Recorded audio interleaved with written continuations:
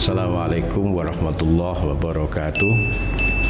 Bismillah, alhamdulillah, la haula wa la quwata illa billah.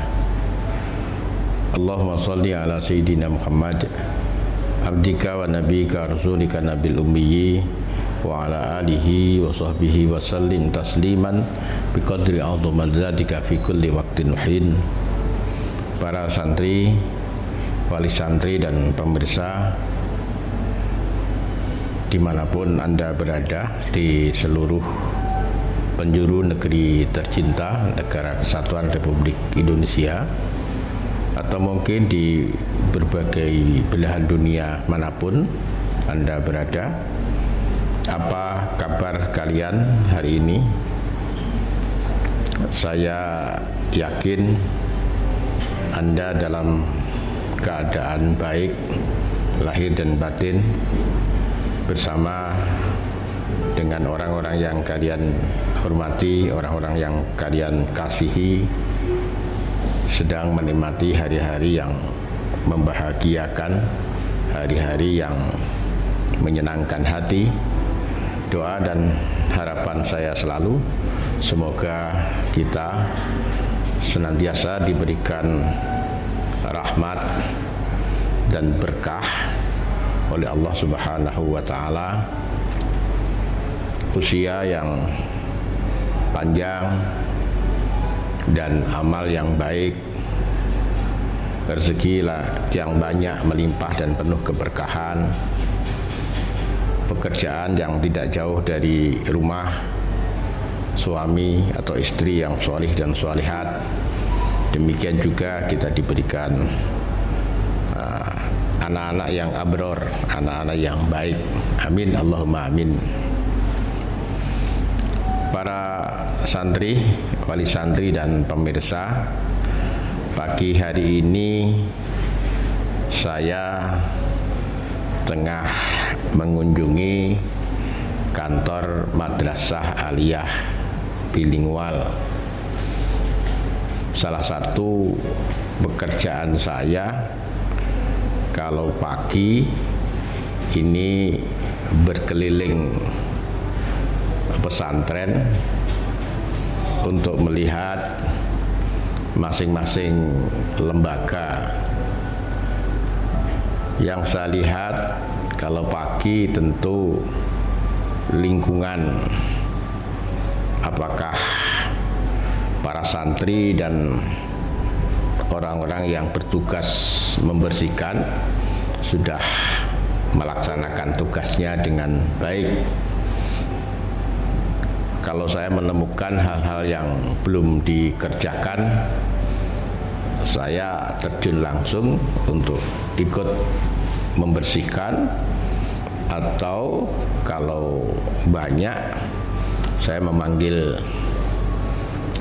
tukang yang kita minta untuk membersihkan sesuatu yang saya temukan. Kalau agak siang, saya terus mandi, kemudian berpakaian, kemudian saya mulai mengunjungi lembaga-lembaga yang ada untuk melihat dalam kantor tata usaha, di dalam kelas, di kantor kepala sekolah dan lain-lain, untuk memastikan kelas dan kantor tata usaha, kamar mandinya dan kantor kepala sekolah dalam suasana yang kondusif untuk bisa menunaikan tugas pada hari itu. Dan hari ini saya tengah ada di kantor Madrasah Aliyah, sedang kepalanya sedang ada di luar menunaikan tugas di kelas atau mungkin di TU. Ketika saya di kantor Aliyah, saya teringat bagaimana dulu saya mendirikan Madrasah Aliyah. Baik, sebelum saya teruskan vlog ini, jangan lupa like, subscribe, dan share ke media sosial yang lain agar vlog ini berkembang. Dan kalau ada informasi atau apapun yang ada manfaatnya, bisa dilihat, didengar, disaksikan lebih banyak orang sehingga manfaatnya menjadi lebih luas. Dan bagi kalian yang sudah subscribe, sekali lagi saya sampaikan terima kasih. Harapan saya vlog hari ini bisa mengenalkan kepada para santri, wali santri, dan juga pemirsa sejarah kami mendirikan Aliyah dan program-program apa yang kita tawarkan di Madrasah Aliyah. Sekaligus harapan saya para santri, wali santri, dan juga pemirsa mengetahui tahapan-tahapan yang kita lalui sebelum Aliyah ini mendapatkan apresiasi yang cukup dari masyarakat dengan jumlah siswa yang terus bertambah. Madrasah Aliyah Bilingual ini kita dirikan tahun 2002. Kita mendirikan pendidikan formal yang pertama ya Madrasah Aliyah ini. Pertimbangannya pada waktu itu karena dekat dengan pondok kita itu ada Madrasah Sanawiyah Negeri. Kita berharap ketika kita mendirikan Madrasah Aliyah, alumni Madrasah Sanawiyah Negeri itu bisa meneruskan pendidikannya di Madrasah Aliyah kita. Harapan kita seperti itu, tapi di kemudian hari memang hanya sedikit dari Madrasah Sanawiyah Negeri yang masuk ke kita karena Madrasah Aliyah kita ini mewajibkan para santri untuk bermukim, sehingga banyak alumni Madrasah Sanawiyah Negeri yang enggan untuk meneruskan di madrasah kita. Ketika awal berdiri, kita masih menempati satu ruang dan satu kantor kecil. Waktu itu saya siapkan 40 bangku, tapi ternyata yang masuk 15 santri saja. Terus terang pada saat itu kami agak kecewa, juga agak berat karena harus mensubsidi terus biaya rutin bulanan. Tapi optimisme tetap kita coba pertahankan. Kita tetap mencoba untuk yakin bahwa kalau tahun ini santri belum cukup untuk bisa mendanai seluruh aktivitas sekolah, saya harapkan di tahun depan bisa lebih baik. Betul, di tahun depan kita mulai lebih sungguh-sungguh untuk menyampaikan pemberitahuan kepada masyarakat bahwa di pesantren modern Al-Amanah ini ada Madrasah Aliyah. Tapi sekali lagi Allah menguji kita. Yang masuk pada saat itu 12 santri justru menurun. Tentu ini menimbulkan tanda tanya yang ujungnya menimbulkan pesimisme, bukan hanya di hati saya sebagai pendiri, tapi juga di hati para asatidz dan ustadzat yang ada. Mereka muncul keraguan di dalam hatinya, apakah Aliyah ini akan bisa bertahan. Para santri, wali santri, dan pemirsa, kemudian guru-guru ini kita coba kumpulkan untuk membangun optimisme. Saya sampaikan kepada para beliau, Ustadz, Ustadzah tidak perlu risau untuk memikirkan perkembangan siswa.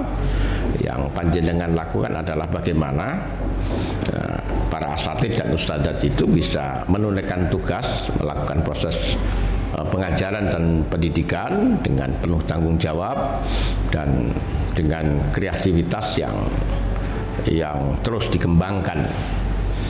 Anggap saja tidak ada santri, ustadz atau ustadzah tetap masuk mulai jam 7 pagi sampai jam 3 sore.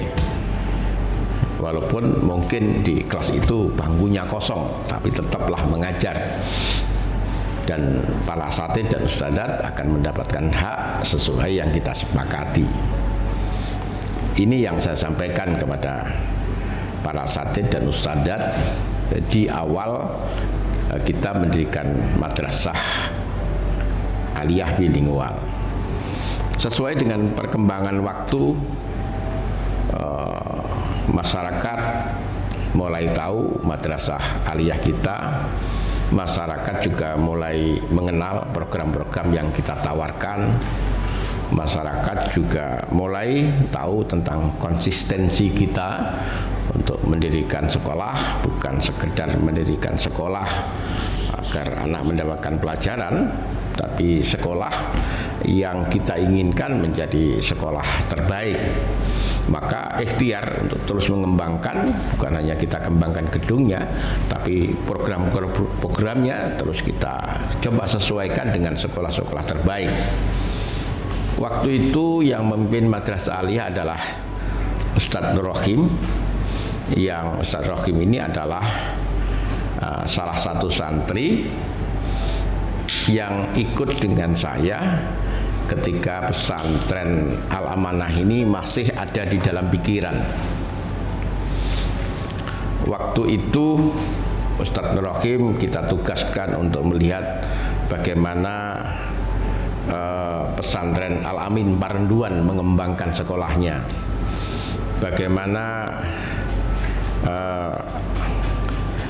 sekolah Mutahari di Jakarta mengembangkan program-programnya, dan banyak sekolah-sekolah unggulan yang beliau lihat dalam rangka untuk menambah referensi bagaimana madrasah aliyah bilingual ini dikembangkan. Dan benar, seiring dengan perkembangan waktu dan konsistensi kita, maka pelan-pelan jumlah siswa semakin bertambah. Tahun keempat atau kelima madrasah aliyah kita sudah bisa membiayai dirinya sendiri untuk gaji guru, untuk keperluan tata usaha, untuk keperluan sarana dan prasarana, dan keperluan-keperluan yang lain. Kemudian sekarang setelah sekitar 18 tahun sekolah kita berkembang sangat bagus. Sekarang masing-masing kelas sudah 7 rombel. Jadi madrasah aliyah ini memiliki 21 kelas. Dan alhamdulillah